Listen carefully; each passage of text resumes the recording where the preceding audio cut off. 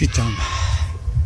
Ryszard Urwiecki, Królewska Wiedza i dzisiaj 3 maj 2024 rok.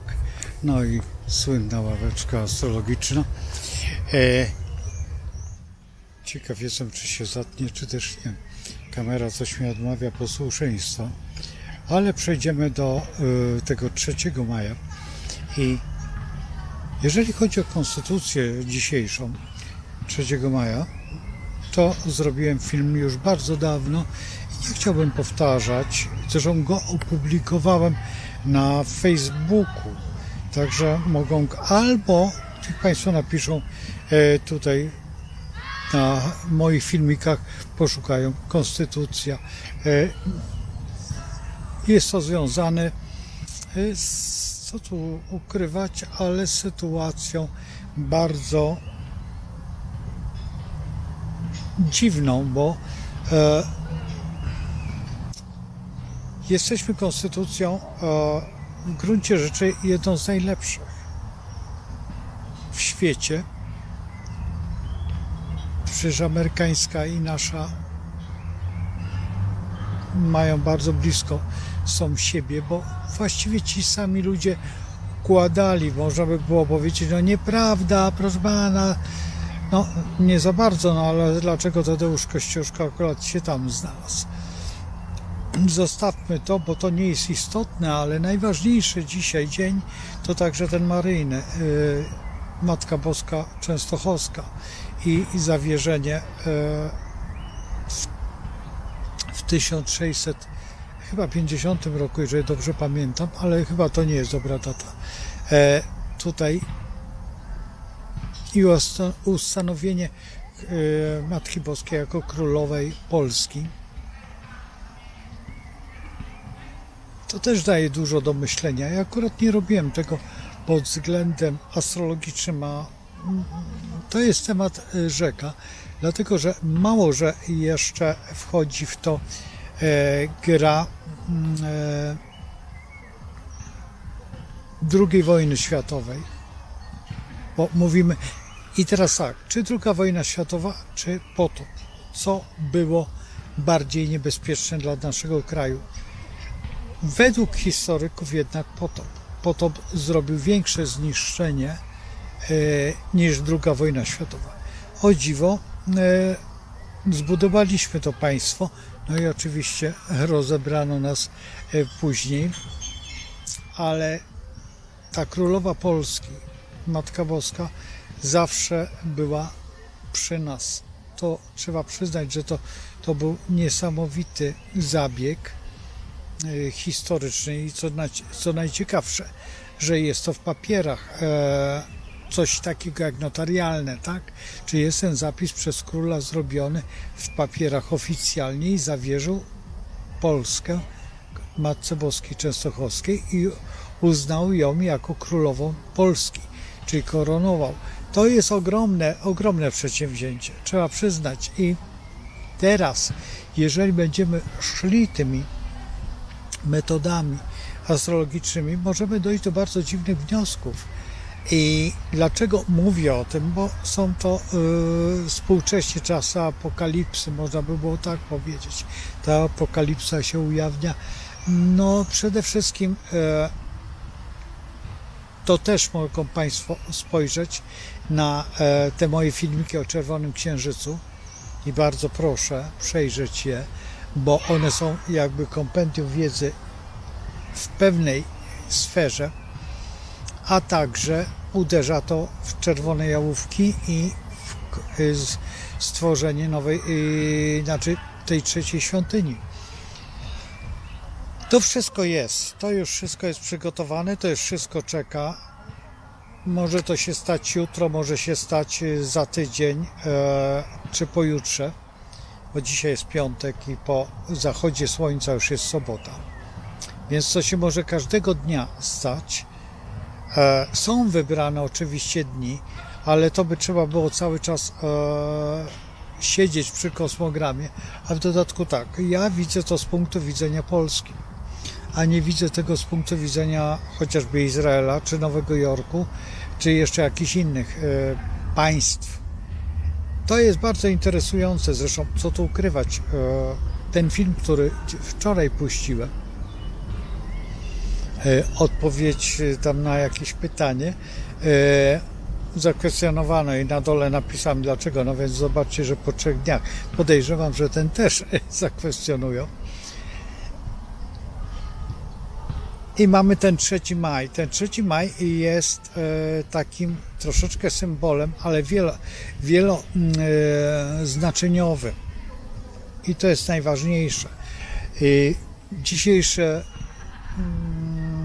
wypowiedzi moje na temat transformacji oczywiście, że są, ale będą na jutrzejsze i cały czas mamy jakieś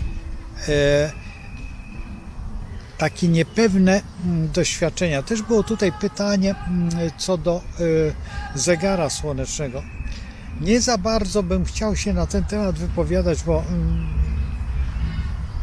raz, że nie chcę wchodzić w kompetencje osób, które dużo więcej wiedzą o zegarze, bo ja o zegarze tylko stosujemy tą godzinę, tak, urodzenia i jest ten zegar słoneczny, faktycznie to funkcjonuje, ale ponieważ zegar ma rzymskie cyfry,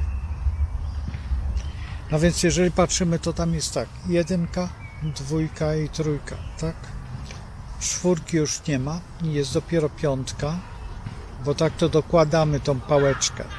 5 jest i zaraz za 5 jest 10, a potem jest 50, czyli to jest liczba chyba C albo M, już teraz nie potrafię. No i potem mamy te literówki. I dlaczego tak? No jest kopa, jest pendel, jest jeszcze inne znaczenia miar. No i wszyscy wiedzą, co to jest pendel. Co to jest kopa, też wiedzą. No więc pozostało to w historii naszej. A dlaczego nie ma na zegarze? Może dlatego, że tak jest. Nie umiem odpowiedzieć. No ale tutaj zadałem odpowiedź. Następnie, jeżeli przyglądamy się tutaj całej królewskiej wiedzy i przyglądamy się świadomości kosmosu, kosmos jest w tej chwili jakby w uśpieniu ze względu na to, że przygotowuje te wszystkie sytuacje, które dopiero się będą wydarzać. Co jest powodem? No powodem jest przede wszystkim przyglądanie się jakimś takim próbom.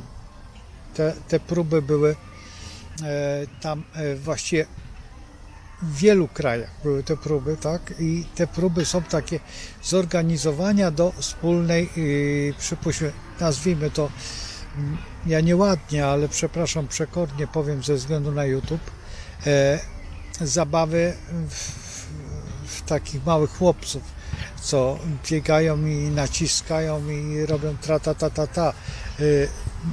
To było wtedy modne, jak był Rudy.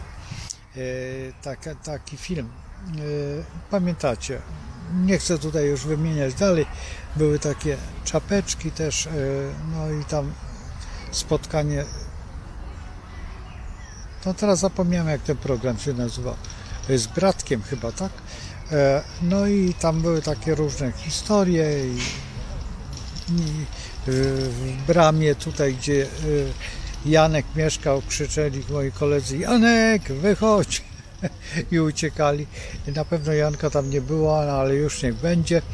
Potem powstał jeszcze inny film, Kapitan Kloss, też tutaj niedaleko mieszkał, no i niedaleko jest Plac Niemczyka. Najwspanialszego aktora, jakby nie wspomnieć trzeba, bo to jest człowiek, który był generała Pattona kierowcą, tak? No więc kto doszedł do takiego zaszczytu no można mówić o wielu rzeczach, o wielu generałach i oczywiście o adiutantach, jeszcze o innych osobach i będziemy czasami rozmawiać z takimi osobami, no to już dzisiaj to jest już zamierzchła przeszłość, można tylko opowiadać o nich z punktu widzenia historii, ale historia kołem się toczy i trzeba ją wykorzystać w każdym calu. I astrologia pomaga temu. Dlaczego? Dlatego, że bez historii nie ma świadomości, a my w tej chwili z tą świadomością troszeczkę kulejemy i to jest najciekawsze, że parlamentarnie zaczynamy kuleć. Ktoś chce nam coś narzucić, zresztą to powstało już w Wikipedii. Kopiuj, wklej i już cię nie ma.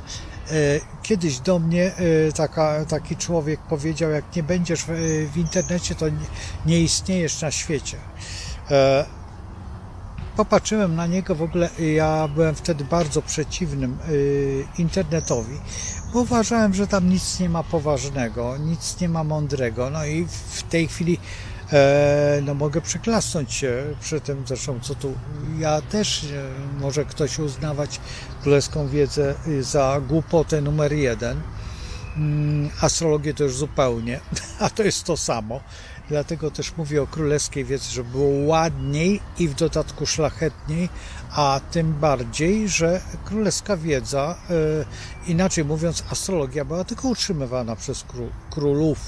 I mamy ogromne doświadczenie jako Polacy w tej materii, bo kształciliśmy astrologów właśnie nie dla, jak ktoś brzydko by powiedziało, pospólstwa, a tylko wyłącznie dla władców i do celów bardzo zacnych. Zresztą ilu można wykształcić astrologów? No zresztą widzicie, ilu jest sławnych astrologów. Zaledwie kilku, ilu jest dobrych, ilu ja znam. Tak szczerze mówiąc, a poznałem no nieomalże wszystkich w Polsce. W sumie właściwie 2 nie poznałem, pana Wesołowskiego nie poznałem, ale słyszałem o nim wiele i mam jego zapiski i mam jego kosmogram robiony przez niego. No teraz tak, jeżeli patrzymy na pana Schumana, czy Schuman był astrologiem? To jest bardzo sprawa problematyczna, jak ktoś oglądał Szamana film z nim i przecież ten człowiek, który nie reżyserował w TOI, akurat robił ten film, był wtedy młodym scenarzystą, nie wiem czy scenarzystą, nie wiem jakie stanowisko, zresztą kiedyś się spotkamy i porozmawiamy na ten temat, już jak powstanie Offsetka, ponieważ w tej chwili mieszka w Warszawie. I był reżyserem i właśnie on mnie nauczył tego wszystkiego, co Państwo widzą, że się nie boję tego szkiełka, co dla mnie było, gdyby ktoś mi powiedział 40 lat, tam 40, nie no dobrze, 40 lat temu, tak, około 40, nawet więcej, że ja zostanę astrologiem i będę uczył i będę prowadził zajęcia i w ogóle ach i och, a już najbardziej, to ja bym powiedział, no pięknie, tak. Fantazja przerosła, ja mnie tutaj dosłownie łańcuchami ciągnięto do szkoły filmowej na wydział aktorski. Proszono moją mamę nieomalże z kwiatami, no nie na kolanach, bo to akurat nie to, żebym był w tej szkole aktorskiej, co było dla mnie fizyczną niemożliwością. Dla mnie szkoła aktorska była paranoją.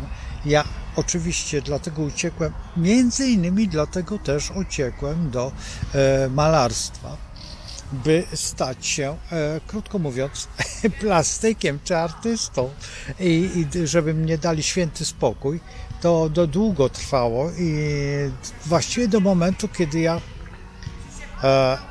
nie pamiętam już ile lat, no bo mniej więcej tak vlog już ma ileś lat, a ja chyba byłem 5 lat wcześniej albo 6 lat wcześniej, nie wiem, nie umiem odpowiedzieć. W telewizji ten program, pierwszy program, mam go na płycie, No i nauczono mnie tego wszystkiego. Dlaczego wspominam o tym akurat 3 maja? Bo maj jest takim już wskaźnikiem typowej wiosny.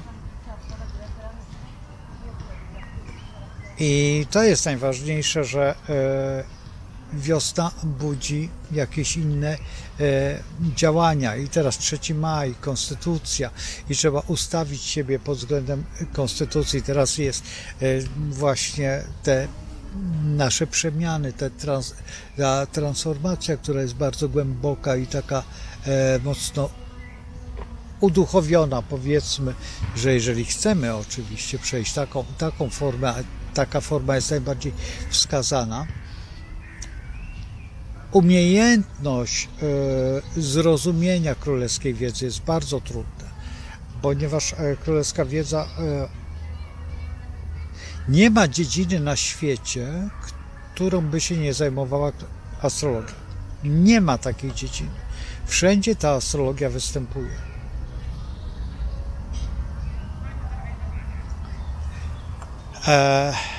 Popatrzcie sobie tylko na cyfrę.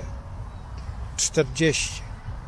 To jest moment właściwie załamania u każdego człowieka. Mniej więcej 40-42 to jest tak zwane uraniczne podejście do życia. Ale możemy także stworzyć saturniczne, czyli 7 cudów świata, czy 7 jako liczba naukowa, czy 7. Saturn uczy cię, Saturn buduje cię, Saturn transformuje cię i to jest 7. planeta. Dawniej tylko do Saturna, ta astrologia taka, powiedzmy, że po Sumerze, już grubo po Sumerze, nie używano tych planet tak jak Pluton, Neptun i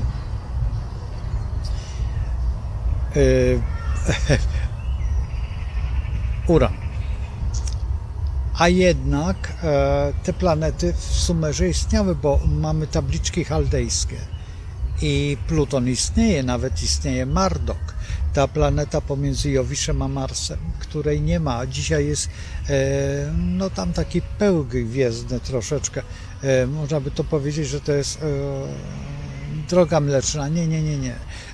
Pas Keplera też nie, bo pas Keplera jest troszeczkę dalej, ale jest tutaj taki widocznie tą planetę, no nie chcę za dużo powiedzieć, że zbombardowano, ale możliwe, że tak, albo potrzebowano materiału dla Księżyca, co też jest bardzo możliwe, bo też jest taka teoria, że Księżyca kiedyś nie było, bo w dawnych czasach nie było. No i zrobiono tą rozpacz dzisiaj, bo Księżyc jednak wpływa na nas bardzo, najbardziej ma wpływ na ten znak, który będzie niedługo, to znaczy raka. Ale i także te osoby, które mają bardzo mocno raka wskazanego, na przykład umotywowanego ilością planet, chociażby, czy ascendentem, czy jeszcze jakimiś innymi układami, czy na przykład księżyc bardzo mocny i on wtedy może przejąć cały kosmogram i te osoby odczuwają bardzo tego raka. Zresztą każdy odczuwa coś innego i dlatego jesteśmy szalenie cudowna jest królewska wiedza i ta świadomość tego wszystkiego i odczytywanie, co inni nie potrafią pojąć, że my z królewskiej wiedzy to jest przypadek i powstały inne dziedziny, tak jak chociażby socjologia, czy psychologia, czy no mnóstwo tych dziedzin powstało, ale wszystkie te dziedziny w gruncie rzeczy, jeżeli dotkniemy sedna sprawy, uderzają o astrologię. Jeżeli patrzymy na teologię, która teologia jest w pewnym sensie filozofią, ale kościelną, co to ukrywać, religijną, to teologia jest połączona z mitologią. A jeżeli mamy mitologię, to większość mitologii są spójne i bardzo oparte o system gwiezdny. Dlaczego to najwięksi się zastanawiają, dlaczego, no, bo jeżeli zodiak jest znany Eskimosom i zodiak jest znany w Chinach i zodiak jest znany aborygenom, a nawet dogoni znają, a znają jeszcze więcej gwiazd i planet niż my, bo znają Syriusza 1, 2 i 3, chyba A, B, C, chyba tak się to, albo 1, 2, 3, już, ale nieważne, wiecie o co chodzi. I dogoni, a przecież to niedawno odkryto dopiero Syriusza, w tym w zeszłym dwudziestoleciu, tak, no więc to jest też, a oni już znali tego Syriusza bardzo dawno, no to więc też jest w pewnym momencie to śmiechu warte i poturbowanie jakby wiedzy akademickiej, bo jak na wykładach pokazuje bardzo często takiego uczonego stamtąd, który więcej wie niż nie jeden profesor akademicki i który wykłada właśnie o tych planetach, to tamci chyba troszeczkę więcej wiedzą i z przekazów albo ustnych, albo jeszcze jakiś, trudno mnie na ten temat odpowiedzieć, ale kiedyś miałem do czynienia tutaj z osobami, które pojechały do aborygenów i opowiadały o umiejętnościach, a chciały dokładnie dowiedzieć się, jak wygląda ten system malowideł australijskich. I co najciekawsze, że niektórzy spod tej świętej góry kradną kamienie. Po prostu biorą do kieszeni i potem te kamienie zostają odsyłane. I to jest dla mnie jest zastanawiające. Jakim cudem bierze ten kamień, ten aborygen i odnosi na swoje miejsce? Skąd on wie? Rozumie, że jest intuicja. Rozumie, to wszystko rozumie. Ale porozumiewanie się między człowiekiem tym a przestrzenią, czy kamieniami, czy one muszą być w tym miejscu, to jest najciekawsze. Zwróćcie uwagę, że są osoby, które potrafią zostawić i tak zrobić taki porządek na stole czy w jakimś pomieszczeniu, że nawet nie widać, że coś jest poruszone. I mimo to, że poruszają, zbierają kurz, czyszczą, czy tak, żeby to było ładne. Między innymi taka jest kwatera tutaj w Wiedniu, jak wyszli Rosjanie. Także taka kwatera jest u nas w Europie, tak, czy w Wiedniu. I tam się dokonuje takiego, powiedzmy, że cudu inwazji naszej w jakieś tam zakłócenia typu kurz, nie kurz, czy też jakaś wilgoć i jednak potrafimy to robić i jednak potrafimy to zapamiętać. Możliwe, że są jakieś przekazy, tylko ja sobie nie wyobrażam, że można przy górze, na przykład tak jak u nas Giewont, i każdy element zostawić tak, żeby on był na swoim miejscu. No ale to jest tajemnica i na pewno dopóki nie przyjdzie jakiś przełom, jakaś apokalipsa, to nie będziemy wiedzieć. Dlatego, że ci ludzie o tak wysokiej kulturze nie chcą rozmawiać z nami, tą cywilizacją śródziemnomorską i z tą cywilizacją, nazwijmy to, wielkiego plastiku, czy wielkiej chemii, tak? Czy jeszcze w tej chwili to nazywamy to zielonym ładem, no to już jest w ogóle paranoja. I nieumiejętnością zrozumienia tematu. To jest najgorsza rzecz, że my podejmujemy się jakichś działań, ale te działania nic nie mają wspólnego z tymi działaniami, które są dla nas zaprogramowane, czyli nie uruchamiamy pewnej części umysłu. Ja zresztą będę w offsetce mówił o nieuruchamianiu, bo jednak, co tu ukrywać, ale nie każdy ma inaczej. W kosmogramie są zapisane predyspozycje, bardzo dokładne predyspozycje osoby, ale przez sytuacje są niewykorzystane. Bardzo często. Bardzo często Jowisz pokazuje na przykład tytuł profesorski. Bardzo często osoby dzwonią do mnie z ogromnym potencjałem, z ustawieniem fantastycznym Jowisza. Są osoby, które mają fantastycznie ustawionego Marsa, czyli są osobami, które są związane z pewną formą opieki, takiej, no, trzeba by to nazwać wojskowością, no ale jest to pewna forma opieki społecznej, bo to nic nie ma wspólnego ale trafiają nie do tych zawodów, ale potem się męczą bardzo długo. Ja nie mówię o Jowiszu też i o wszystkich planetach.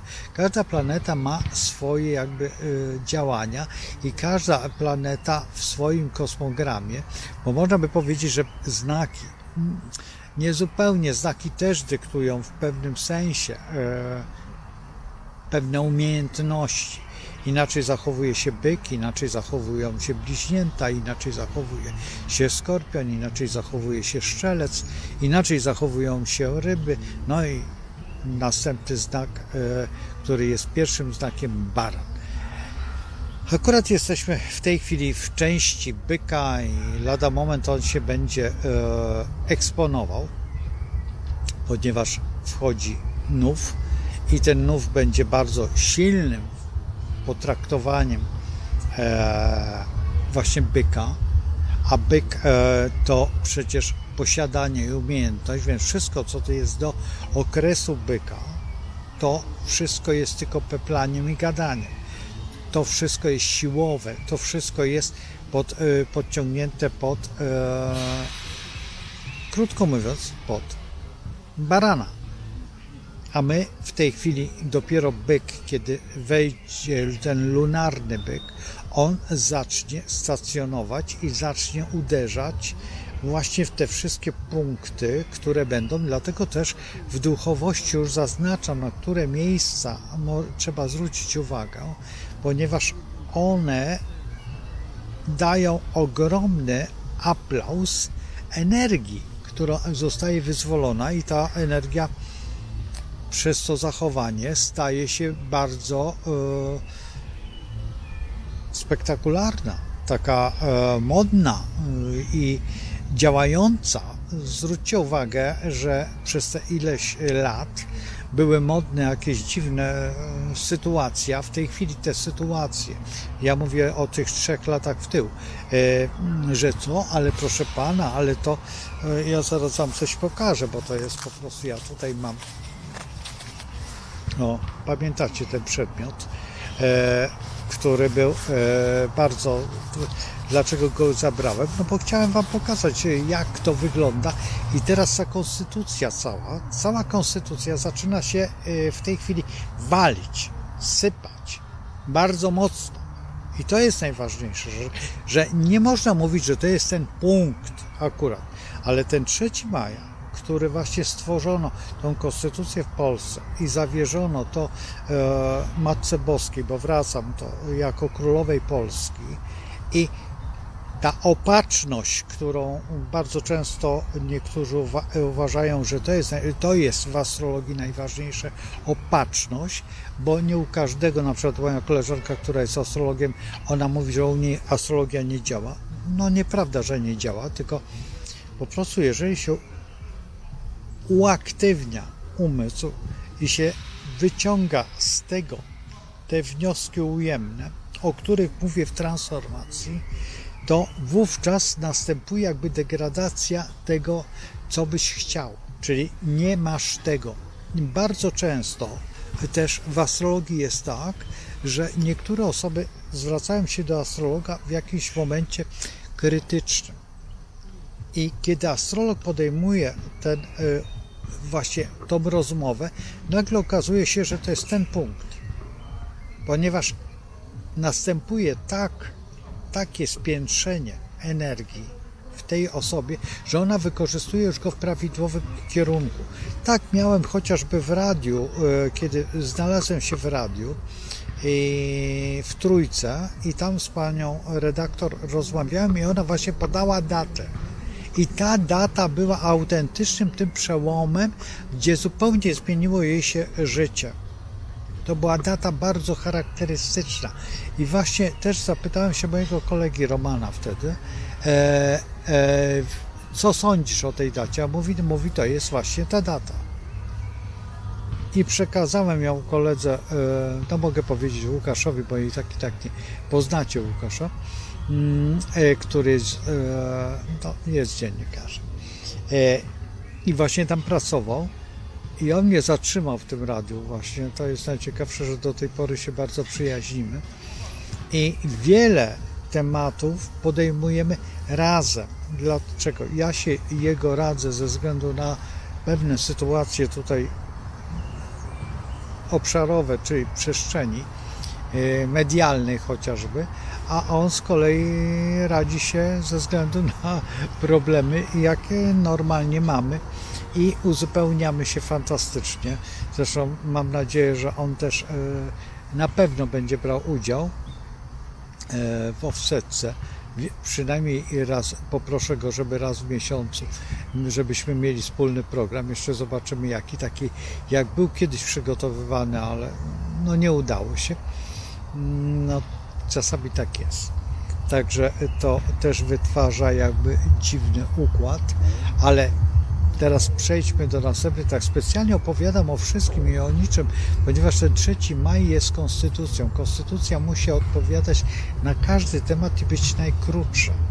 Człowiek ma prawo wypowiedzi w każdym momencie i zawierzenie teraz Polski jako obszaru, jako języka, jako obywateli, a przecież w Polsce jesteśmy krajem wielonarodowym, wbrew pozorom jest tutaj właściwie więcej regionów jest etnicznych niż na przykład chociażby tak w założeniu Górale, czy Kaszubi, czy Mazurzy, czy teraz jeszcze możemy podejść pod takie regiony jak łowickie, skierniewickie, sieradzkie, łęczyckie i tam jeszcze jakieś, które czy miały wpływ? Na pewno tak. W pewnym momencie trzeba brać pod uwagę, że nawet wojny były pomiędzy tutaj nami.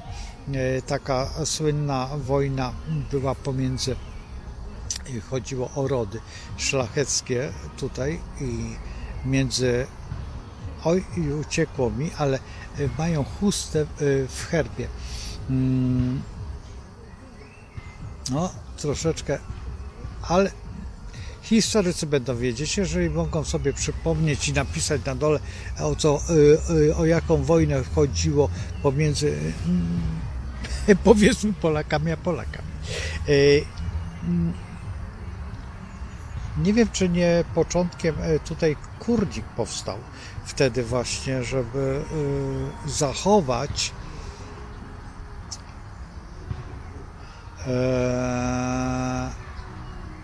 całą heraldykę, bo kurnik jest takim jakby gniazdem herbów polskich.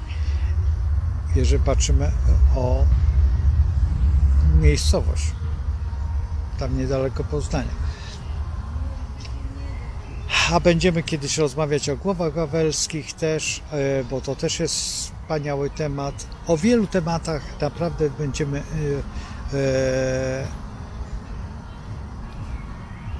niepotrzebnie powiedziane. To jest taki temat dosyć istotny, ale w sumie właściwie podlegający troszeczkę niewiarygodności, ale jednocześnie też świadomemu chowaniu teraz królewskiej wiedzy i na przykład chociażby no co tu ukrywać, czakramu wawelskiemu, który jest jednym z największych cudów świata, bo on energetyzuje. I teraz tam te głowy wawelskie, zobaczycie jak to będzie działać. Ja poświęcę specjalny program na ten temat. Ja nie wiem, czy nawet nie cykl, nawet programu, bo to jest niesamowite. Ja nie wiem, czy mnie się uda tam zrobić film, ale to nie musi być film, bo wystarczy, jest tyle rysunków i kopii tego, także zobaczymy, jak to będzie wyglądać. Tak wychodzę poza plan. No i przede wszystkim strategii twórczej, taką jaką ja sobie bardzo cenię, czyli sztuka poprzez symbolikę, którą tworzył Salvador Dali, ale także i jeszcze inni, chociażby Bosch i w swoim malarstwie i jeszcze wielu innych artystów, których byście się nawet nigdy nie spodziewali, że no ja nie mówię o Leonardo da Vinci i Michela Agnello, i to jest zupełnie normalne, chociażby Kopernik w swoim obrazie, gdzie namalował tą konwalię jako jeden z najważniejszych elementów, co tu ukrywać, ale medycyny tej, powiedzmy, że ludowej, nazwijmy to tak, bo to nie jest ludowa medycyna, tylko normalna medycyna, tylko ziołolecznictwo, tak to dzisiaj nazywam, no ale to ma tyle wspólnego z ziołolecznictwem, co nic, bo innych leków nie ma jak ziołowe, czy wszystkie specyfiki, no ale dzisiaj robimy sobie jakieś tam, no i oprócz tego, no co tu ukrywać, trzeba by było uderzyć też w solę Schusslera i w homeopatię całą, która jest, no niby nie, a jednak bardzo mocno podłączona pod królewską wiedzę i jeszcze wiele czynników, które są, dlatego mówię o tym wszystkim, bo gdybyśmy byli bardziej zaawansowaną, przypuśćmy, cywilizacją, byśmy to wszystko uwzględniali, a najbardziej królewską wiedzą, bo ona otwiera oczy na wiele innych czynników, chociażby takich jak odkrył Newton prawo ciążenia, a przecież był fantastycznym astrologiem, z tego żył, bo no co tu ukrywać, ale były czasy też trudne i układał kosmogramy i o tym rzadko kto wie, rzadko kto mówi, a ja mówię co pewien czas ku ciekawości, ku rozrywce. Mamy tutaj, no ja już też zajmiemy się tym polskimi astrologami, którzy byli wybitni i nie mamy się czego wstydzić w astrologii, o dziwo. Ja nie mówię tutaj o profesorze Leszku Weresie, czy Leonie Zawadzkim, czy właśnie o panu Wesołowskim, czy o panu Walterze, który był nauczycielem właśnie profesora Leszka Weresa, i także pana profesora Prokopiuka i jeszcze jednej osoby, ale nie będę wymieniał. Jest kilka osób, które znają dobrze astrologię. To, co wymieniłem, to są mistrzowie, łącznie z Leonem Zawadzkim, ale i długo nie będzie dościgniony ten temat, dlatego że dzisiaj jest zbyt w ostatnich półtora roku, nie wiem, ale czy czasami nie powstało około 20 albo 40 pozycji, 20, podejrzewam, że 20 pozycji książkowych. Ja z niektórych korzystam i cały czas pokazuję. Zresztą będę starał się wszystkie książki pokazać Państwu, omówić je w pewnym sensie, tylko to jest taka sytuacja, że żeby wiedzieć cokolwiek o astrologii, to jest nieskończona droga. to, co zostało wydane przed wojną, bo bardzo często myślimy tylko o kalendarzach Pręgla, a to jeszcze jest za mało. Jeszcze jest dużo więcej tego. I to wszystko na ogół jest dostępne. Będziemy korzystać z tych wiadomości. Oprócz tego no, cała Biblioteka Jagiellońska, także już w tej chwili wrocławska i w Kielcach, wszystkie stare uczelnie, które mają swoje archiwa, one są oparte właśnie większość o królewską wiedzę. Zresztą tutaj także by trzeba dotknąć naszego Adama Mickiewicza i tego symbolu 44. I to też trzeba dotknąć, bo wiemy tylko o Towiańskim, ale to jeszcze jest za mało, jeszcze jest Madame Blawacka i jeszcze jest wiele innych historii, które bez końca można by było opowiadać. Ja zaznaczam, że każdy astrolog musi to wiedzieć i musi, jeżeli chce przystąpić do tej wiedzy, młody człowiek, znaczy ja nie mówię tutaj o młodości, ja mówię o młodości wstąpienia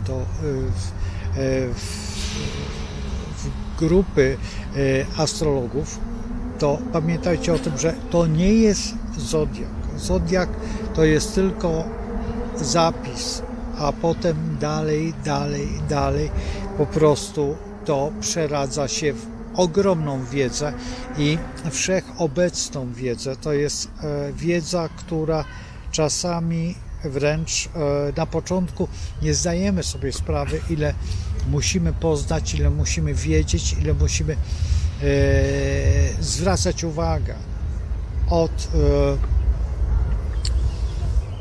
wybitnych wykładowców po wypowiedzi nawet ludowe, to wszystko jest oparte o wielką świadomość i o ogromną chociażby powiedzenie takie, że jak się... No słyszycie, Polska się odmładza. No ale tak jest. Czy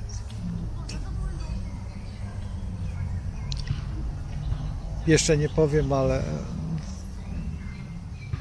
niedługo mam bardzo potężny wykład i z tym wykładem nie za bardzo bym chciał jeszcze mówić gdzie, co, jak, bo prawdopodobnie ten wykład będzie przeniesiony w 4 miejsca i w tych miejscach będę informował po kolei, jak to będzie, może nie będę informował, to będzie uzależnione od organizatorów, którzy robią te wykłady. Zobaczymy. I teraz idąc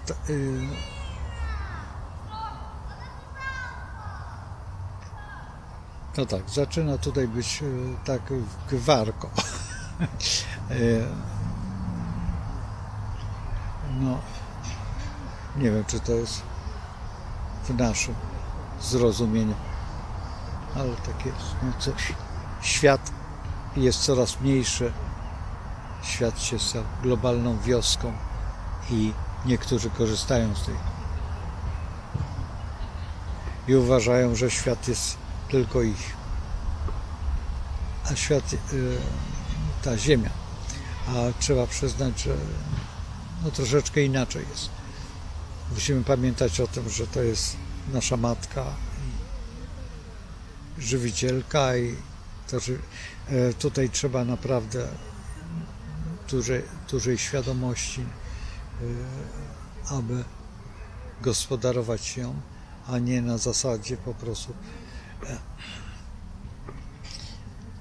przeganiania, jak w naszej chrześcijańskiej religii się tak mówi, owieczki. No więc znaleziono pastucha i 2 pastuchów się zaczyna bawić w historii po prostu i chcą ułożyć nam życie, a jest jeszcze jeden, który potrafi Tak, no, przepraszam, że tak powiem, ale żebyście się nie obrazili, ci, którzy noszą ten tytuł, weterynarze i będą tutaj selekcjonować. Tak jak wyselekcjonowano no, chociażby te świnki na Podlasiu. Nie wiem, czy się uda odnowić to wszystko, tak jak jestem ciekaw, co z tym bydłem, tymi krowami na Śląsku, które przez 15 lat błądziły i stworzyły stado i genetyczne stado, najpiękniejsze stado.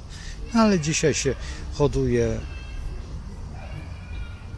takie ciele, które nie ma ani jednego innego woska, tylko w jednym kolorze i rytualnie się zrobi jakiś rytuał i wejdzie się w czas nie manologii stosowanej. No tak to by trzeba było nazwać, nie inaczej. Słuchajcie, odchodzę, kończę, zostawiam was, bo bym zanudził was do końca. Ja wiem, że niektórzy tego nie obejrzą, ale jeżeli obejrzycie, bardzo proszę o subskrypcję, to jest podstawa. Napiszcie kilka słów, nawet jakieś tam tylko łapkę czy cokolwiek, bo to też wypozycjonuje ten film. A czy zależy mi na tym? Zależy mi na oglądalności tego, dlatego że offsetka się przesuwa, ale nie dlatego, że się przesuwa, bo ja nie chcę, tylko muszę uratować studio. To znaczy studio już jest, wszystko jest, ale tak jak studio powiedziałem w którymś tam filmie, że zostało zajęte. Jeszcze jest nadal zajęte i bardzo dobrze, że jest zajęte, bo jak jest zajęte, to przynajmniej jest co robić. A jak jest co robić, to niech robią, a ja sobie odpoczywam, no właśnie w ten sposób.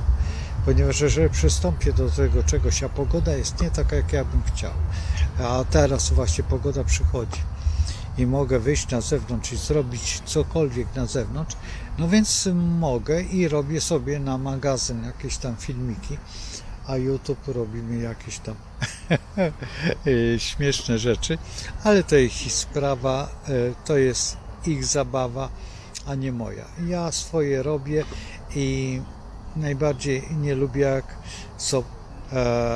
mam być uzależniony od czegokolwiek. Ja jestem uzależniony od królewskiej wiedzy. Królewska wiedza pokazuje, co robić, co nie robić, jak postępują planety. Nie zawsze nadążam nad tymi planetami, żebym opowiadał o każdym aspekcie, który tutaj jest. Jeżeli będzie teraz w offsetce będzie ta opowieść o planetach, to oczywiście, że codziennie będzie sprawozdanie z planet, jak to wygląda. I też na pewno coś przeoczymy, coś nie dopowiemy, dlatego że taka jest nasza natura. No po prostu to musi być sztab ludzi, którzy by mogli redagować. Ja nie chcę tego sztabu, dlatego że chcę bardziej aktywności państwa. I właśnie o to proszę, o tą aktywność jak największą. No i co tu ukrywać, nie ukrywania tego, że ogląda się astrologię. Na Facebooku jest bardzo dużo, mam znajomych, ale z tym, że zaznaczam, większość to są astrolodzy, którzy się, ze względu na to, że publikuję od wielu, wielu lat te filmy i kiedyś nawiązałem kontakt z Meksykiem, z astrolog, potem nawiązałem z Argentyną, potem nawiązałem, o dziwo, z jakąś taką dziwną postacią gdzieś tam ze środka państwa Chin, no niepotrzebnie powiedziałem, ale wiecie, ze środka, i to była polskojęzyczna postać, znaczy znała świetnie polski, nie używaliśmy translatora i to było dla mnie szokujące,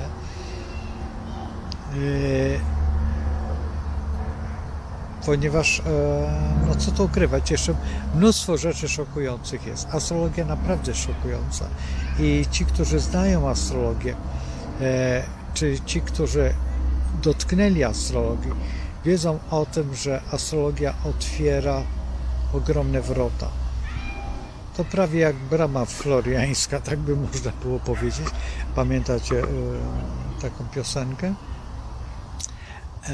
Tak, czy tam jeszcze jakieś inne. No i co tu ukrywać? To tak, że była taka na Mariensztacie. Tak, i tam jeszcze była taka, ach co to będzie, ach co to będzie. Dobrze, za daleko pójdziemy, a chciałbym, żeby Państwo nauczyli się astrologizować życie, czyli umiejętność spojrzenia na każdy element przez astrologię. Nie dlatego, że astrologia, żeby królowała, nie, tylko żeby było łatwiej żyć, żeby można było zrozumieć pewne schematy, które są. I te schematy są. To podjął profesor Leszek Weres w Homo Zodiacusie. Homo Zodiacus jest genialną książką, ale wcześniej jeszcze już zaznaczył Jan Skarża-Dzierżbicki Astrologia na każdy dzień, znaczy na każdy dzień, każdego dnia. To jest początek jakby to, co jest dostępne, bo wiele jest książek oczywiście genialnych, także jest co do Leona Zawadzkiego Ariadna podobnie jest potraktowana i też jest genialną pozycją, te 3 tomy Ariadny, ale to są 3 tomy. Ja nie jestem z grup Leszka, znaczy tutaj Leona Zawadzkiego, jestem z grupy profesora Leszka Weresa, więc jak to się mówi, chwalę swoje.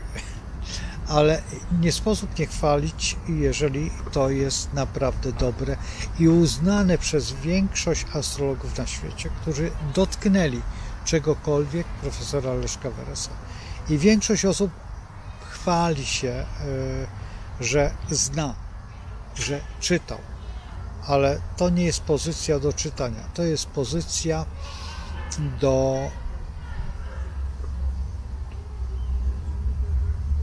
ciągłego konsultowania z czasem, ponieważ jutro ta książka będzie inaczej wyglądała, jak jest dzisiaj, a za 2 miesiące, czytając ten sam fragment, zupełnie inaczej pojmiemy, a za 30 lat ten sam fragment już będzie zupełnie innym fragmentem w innym. Dlaczego tak jest? Dlatego, że nie wiem, czy zauważyliście, ale jest ta opowieść, znaczy każdy dzień jest podpisany, gdzie słońce było, w jakiej fazie. I właśnie dzisiaj jest ta faza tej konstytucji, wagi, tego słońca w wadze, gdzie trzeba zrównoważyć jedną i drugą szalę, o czym mówił zawsze Leszek tutaj Wałęsa, że lewą i prawą stronę trzeba, no lekko przesadził, no ale czasami tak jest, ale także mamy pretensje do człowieka, który lada moment będzie obchodził swoje urodziny i był właściwie jednym z najwspanialszych postaci polskiej, czy Janie Pawle, o którym nie wolno zapominać, a tym bardziej szkodzić jego ideologii, co mnie bardzo boli, dlatego że były to czasy bardzo trudne. Ci, którzy żyli, uważają, że mógł to zrobić, tamto zrobić. Nie mógł zrobić. Były ważniejsze sprawy. To, żebyśmy mogli żyć, żebyśmy mogli być tacy, jacy jesteśmy. Dzięki temu jest tak, a nie inaczej. Jeżeli ktoś mi powie, że a co tam, nie był w tych grupach, nigdy nie rozmawiał, to mamy ojca Tischnera także. Mamy wielu wspaniałych chociażby postaci z tych grup, które dzisiaj szkalujemy i nie powinniśmy tak robić, dlatego że mamy zupełnie gdzie indziej te problemy i te problemy są dzisiaj zupełnie inaczej, bo ktoś powie i już leci ta grupa. Ja pamiętam te okresy, kiedy oskarżało się niewinnych ludzi i ci ludzie potem płacili życiem.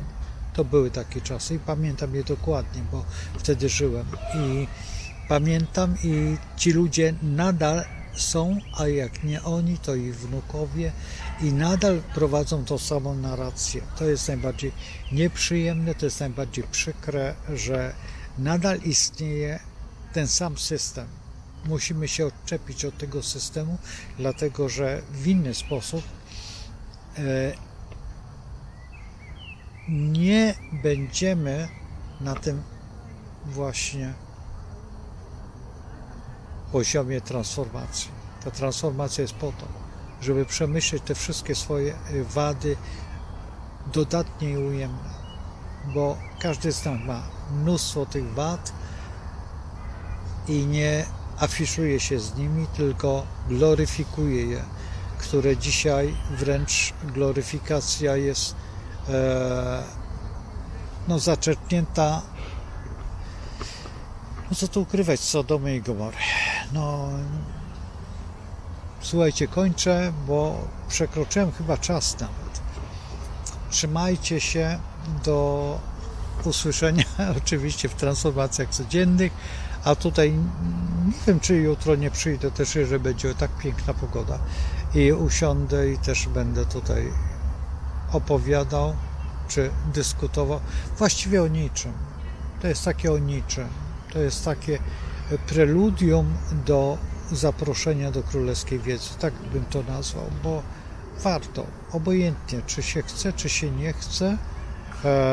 Lada moment powstanie szkoła, lada moment powstaną seminaria, lada moment już uczniowie moi wiedzą, wszyscy, zresztą będziemy mieć ogromne, walne spotkanie w Warszawie moich wszystkich uczniów, będziemy rozmawiać, tych warszawskich oczywiście, i potem spotkanie łódzkich uczniów i będziemy tutaj realizować plany, które zostały przerwane.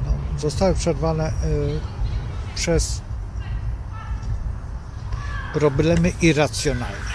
Do zobaczenia, trzymajcie się. Pa, pa. No i cóż, co tu, niech nas Duch Święty prowadzi, bo dzisiaj pierwszy piątek miesiąca. Jak zapomnieliście, to ładnie. Ale mój sąsiad od dzisiaj chyba zaczął zbierać pierwsze piątki miesiąca. Z Bogiem. Pa, pa.